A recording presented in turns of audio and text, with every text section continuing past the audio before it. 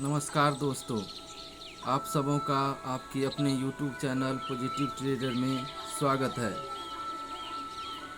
अगर आप option trading करते हैं लेकिन ऑप्शन चेन नहीं जानते हैं तो इसे जानने की प्रक्रिया के बारे में हम लोग जानेंगे। इस वीडियो में हम लोग जानेंगे कि ऑप्शन चेन क्या होता है, कॉल पुट क्या होता है, OI और change in OI open interest क्या होता है। इसको हम लोग अच्छे तरीके से एग्जाम्पल के सहारे जानेंगे। इसके लिए हम लोगों को दोस्तों सबसे पहले गूगल खोलकर सर्च कर लेना चाहिए NSE ऑप्शन चेन। सबसे ऊपर में आ गया जिसे मैं सर्च किया था, और इसे खोल लेना है और फिर इसमें जानेंगे OI क्या होता है, ओपन इंटरेस्ट क्या होता है, फिर चेंज इन OI क्या होता है, वॉल्यूम यह क्या होता है, IV यह क्या होता है,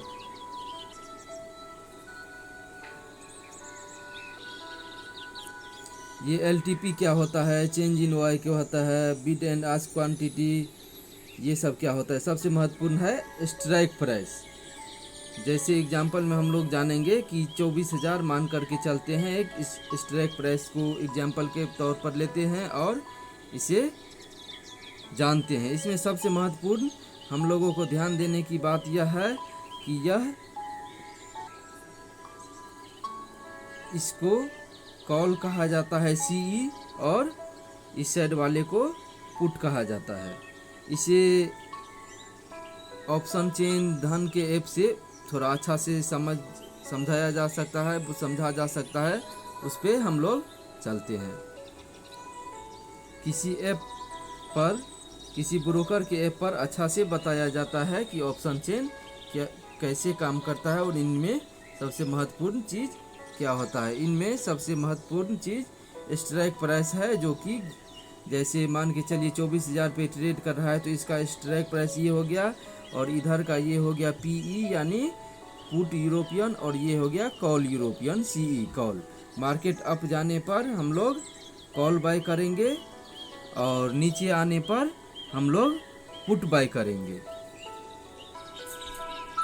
ऑप्शन चेन एक ऐसी टेबल है जिसमें किसी इंडेक्स या स्टॉक के सभी स्ट्राइक प्राइस दिखते हैं। बाईं तरफ ये CE होता है यानी कॉल, और ये PE पुट। इससे बड़े पोजीशन का अंदाज़ा लगाया जा सकता है। इसमें ओपन इंटरेस्ट सबसे महत्वपूर्ण, और चेंज इन ओपन इंटरेस्ट इसे माना गया लास्ट ट्रेड प्राइस, यानी इसे LTP कहा जाता है। और दोनों साइड, कॉल साइड का भी और पुट साइड का भी ओपन इंटरेस्ट हम लोगों को देखने की आवश्यकता होती है। जैसे चेंज इन OI हम लोगों को ध्यान रखने की आवश्यकता होगी। अगर OI बढ़ रहा है और प्राइस भी बढ़ रहा है, ये प्राइस जैसे 24,000 का OI बढ़ रहा है और ये OI बढ़ रहा है और प्राइस बढ़ रहा है, तो मार्केट में खरीदारी हो रहा है। अगर OI बढ़ रहा है, जैसे OI बढ़ रहा है और प्राइस डिक्रीज हो रहा है, घट रहा है, तो बिकवाली आने की ज़्यादा संभावना होती है। अगर OI घट रहा है, ये ओपन इंटरेस्ट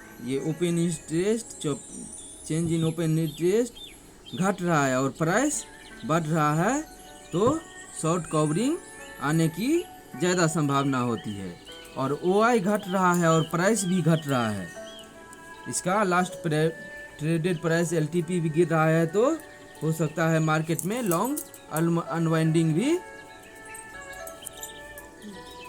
किसी स्ट्राइक प्राइस को देखकर सबसे ज़्यादा OI और चेंज इन OI कहाँ पर है, इससे अपसाइड और डाउनसाइड चार्ट को देखकर अंदाज़ा लगाया जा सकता है कि उसमें किस तरफ का मूव आ सकता है, कहाँ पर ज़्यादा वॉल्यूम है ओपन इंटरेस्ट और चेंज इन ओपन इंटरेस्ट में, कहाँ पर ज़्यादा खरीदारी और बिकवाली हो रही है।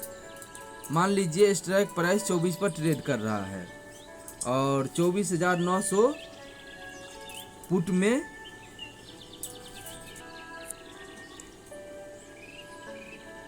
23,900 पर पुट में ज़्यादा OI है मान के चलिए, और 24,100 पर ज़्यादा OI है। तो मार्केट इस दोनों बीच में ज़्यादा टाइम जो है सो साइडवेज रहेगा। ये अप साइड और डाउन साइड दोनों तरफ से जा कर के यह एक चैनल बना करके इसमें रह सकता है।